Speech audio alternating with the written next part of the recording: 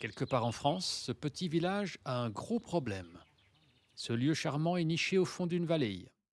Les routes qui y mènent serpentent sous des falaises, ce qui est assez standard et plutôt pittoresque. Sauf que celle-ci arrose régulièrement la chaussée de pierres et de rochers, ce qui n'est pas idéal pour la sécurité des usagers. Les autorités ont bien tenté plusieurs solutions: sécurisation des parois, travaux préventifs, alternats de circulation, filets de protection. Malgré cela, les coupures temporaires de trafic restent fréquentes. Mais pour cette petite route, la décision a finalement été beaucoup plus radicale.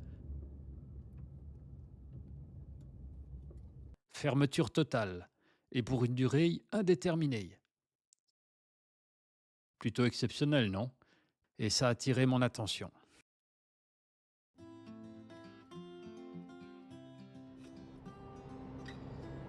Bonsoir. Alors je suis en route et je vais cette fois-ci non pas chercher une merveille naturelle, mais une route abandonnée. Et il y a quand même un lien avec la nature, parce que cette route est abandonnée, ou plutôt fermée depuis un certain temps, pour cause de chutes de pierres, voire même de chutes de rochers.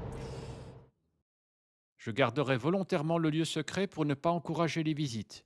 L'endroit présente un risque, la route n'est pas fermée pour rien. J'ai envie de voir combien la nature, après une année et demie d'interruption de trafic, reprend ses droits.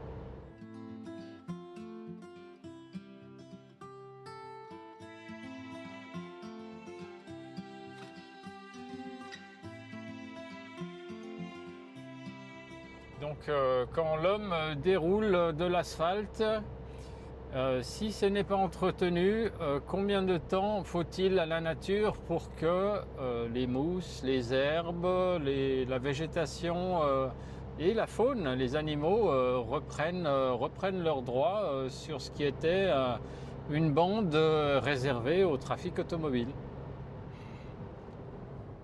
Je suis en train d'arriver sur zone. Un hébergement m'attend dans le village, mais je ne résiste pas à l'envie d'aller voir tout de suite. Me voilà sur la route interdite. Je vais vous montrer ça. Voilà, c'est parti. Ça me fera une petite balade nocturne après une journée de travail et l'itinéraire pour arriver ici. Ah, une luciole. La route se prolonge dans cette direction. Et en tournant de ce côté, regardez ce que j'ai vu dans la falaise. Oula, un lynx. Qu'est-ce qu'on a comme animal? Ah non, c'est un chamois. Je rêve de voir un lynx. Ça doit être un chamois. Oui, c'est un chamois. Gérald. Eh bien, il faut que j'arrête de parler devant la caméra dans le noir, parce que je crois qu'il y a des cailloux sous mes pieds et il est temps de regarder où je... Oula! Oh, j'ai peur. Fouh! D'un coup, une masse blanche devant moi. Heureusement que je me suis arrêté de marcher. Tout ça parce que ça crissait sous mes pieds. Je me suis dit peut-être qu'il y a le début des cailloux. Eh ben oui. Alors, je vais vous filmer ça correctement avec le projecteur. Alors, voilà, le moment de frayeur passé. Je suis arrivé sur la zone. À la question est-ce que cette route est dégagée régulièrement malgré qu'elle soit fermée, on vient d'avoir instantanément la réponse. Non, elle n'est pas dégagée. Cet arbre est là depuis un moment. Il a été tronçonné il y a un moment aussi. Ah oui, les premiers signes de végétation. Ah mais c'est un impact. C'est un impact de rocher et du coup ça a soulevé l'asphalte et du coup il y a une plante qui a choisi de s'y installer. Alors ça, c'est un scénario que j'avais pas imaginé. Qu'est-ce que ça vous fait à vous de découvrir comme ici qu'une route, une voie de communication a été reprise par la nature? Est-ce que vous trouvez que c'est regrettable que cette route soit fermée?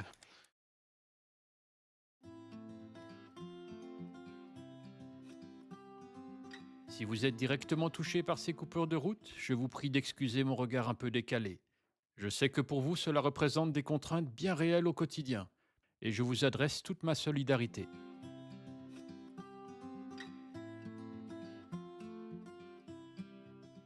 Bonjour, me voilà de retour devant la falaise, vue depuis l'autre côté de la vallée. Et aux surprises, au sommet de l'endroit où les cailloux viennent, il y a une vieille bâtisse.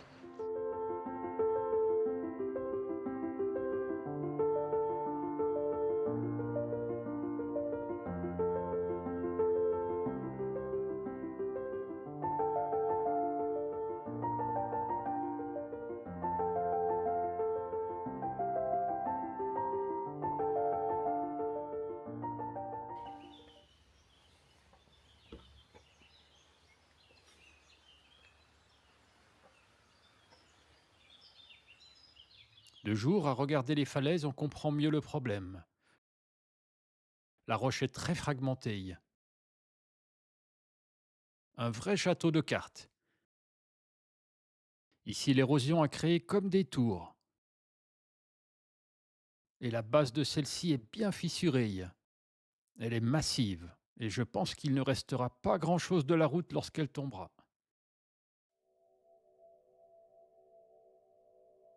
La portion de route condamnée fait environ 2 kilomètres de long. J'accède ici par le bas, mais j'irai aussi par le haut tout à l'heure. Et aujourd'hui, j'utilise le drone pour explorer, histoire de réduire mon exposition aux chutes de pierre.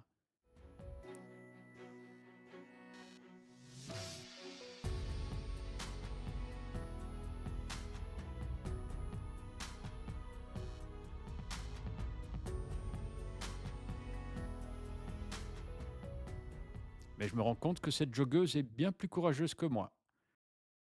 Vous voyez, sur le côté de la route, les cailloux ont été dégagés. C'est encore plus net sur cette portion filmée hier soir. C'est constellé de pierres ici. Et quelqu'un a dégagé un chemin, celui où je marche. Et si c'est fréquenté, peut-être que je vais pouvoir vous dévoiler le lieu. Qu'en pensez-vous? Retour au thème de la vidéo. Après 2 ans d'interruption de trafic, combien la nature a-t-elle repris? Voici quelques signes, mais je vous emmène en découvrir d'autres sur le haut de la route. Mais pas en traversant sous ces falaises, non. Je fais le tour du massif.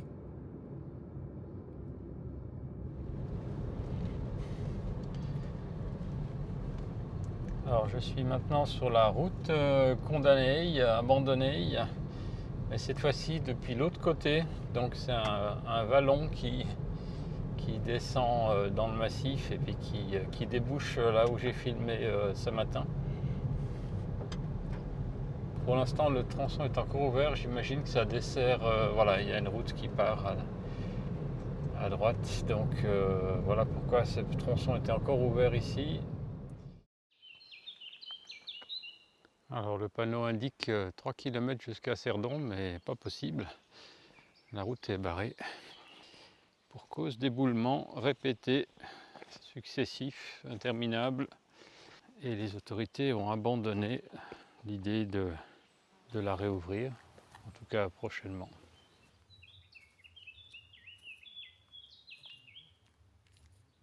C'est pas tous les jours qu'on peut marcher au milieu de la route sans crainte de se faire renverser, sans les nuisances de la circulation.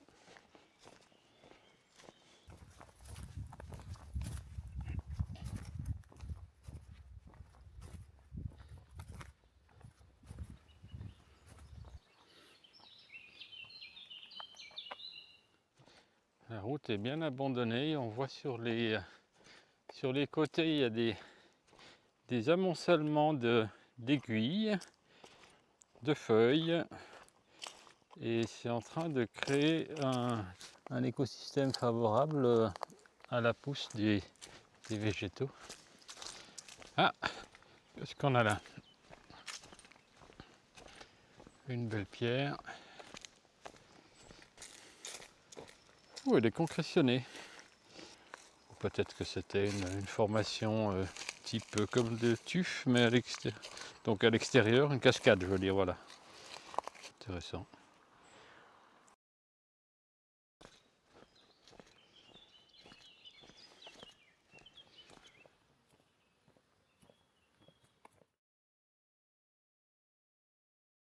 Oula!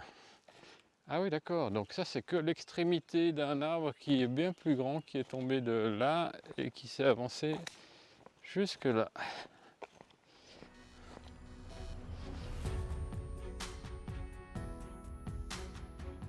Donc qu'est-ce qui se passe quand une route n'est plus fréquentée et donc plus entretenue? C'est ce qu'on va regarder. Et on a sous les yeux un premier élément, c'est que les arbres peuvent tomber avec les orages, avec les vieux arbres, les arbres instables, le poids de la neige. Ces arbres, si la route est fermée, il n'y a plus l'effort pour les enlever à mesure.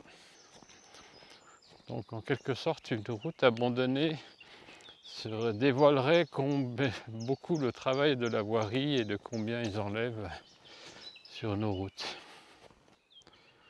Alors là, on a un frêne qui s'est couché tout en restant enraciné puisque les feuilles continuent à pousser. Et puis ce que je distingue, c'est que toute cette masse retient l'eau qui ruisselle et tous les débris et c'est en train de former potentiellement de l'humus.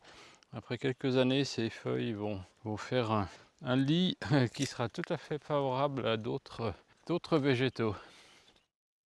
Petite parenthèse, à quelques centaines de mètres d'ici, je suis tombé sur ceci. Une habitation troglodytique. Je ne l'ai pas intégré à cette vidéo, mais si l'exploration vous intéresse, dites-le moi dans les commentaires et j'en ferai un reportage dédié. Voilà, constellation de quelques cailloux. Oh, une fraise! Une fraise des bois. Celle-ci, elle est pour moi. Comme il n'y a pas de voiture, pas de circulation ici, je vais pouvoir la manger. Waouh!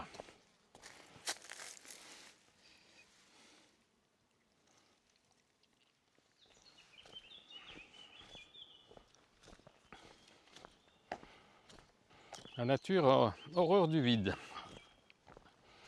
Cette route qui était immaculée quand on circulait dessus se voit garnie. Ah bah voilà, il y a des ronces qui s'avancent. À droite, à gauche, par-dessus. On va occuper l'espace. La nature reprend ses droits. Peu à peu, la chaussée se couvre de pierres, de feuilles, de mousse, et la vie s'y installe à nouveau. 2 ans déjà que les moteurs se sont tus. Mais le travail des saisons continue.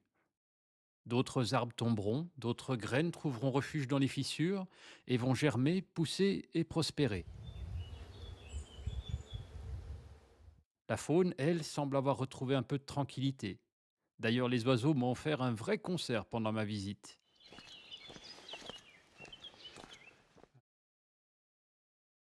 Saison après saison, la marque de l'homme s'estompe. D'ordinaire, on ne se pose pas la question de savoir si c'est OK de tracer une route. On le fait parce qu'on en a besoin. Ici dans l'Ain, on observe l'inverse, une route rendue à la nature, comme si les éléments avaient fini par reprendre l'avantage.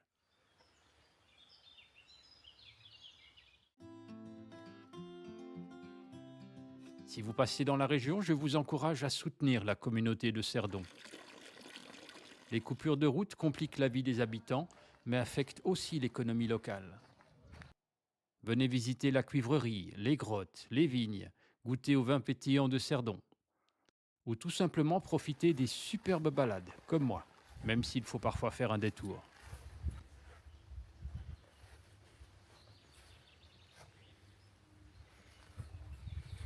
Et si votre curiosité vous mène jusqu'à cette route condamnée, restez prudent et ne vous attardez pas.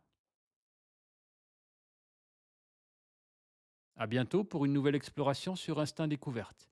Je publie une nouvelle vidéo toutes les 2 semaines.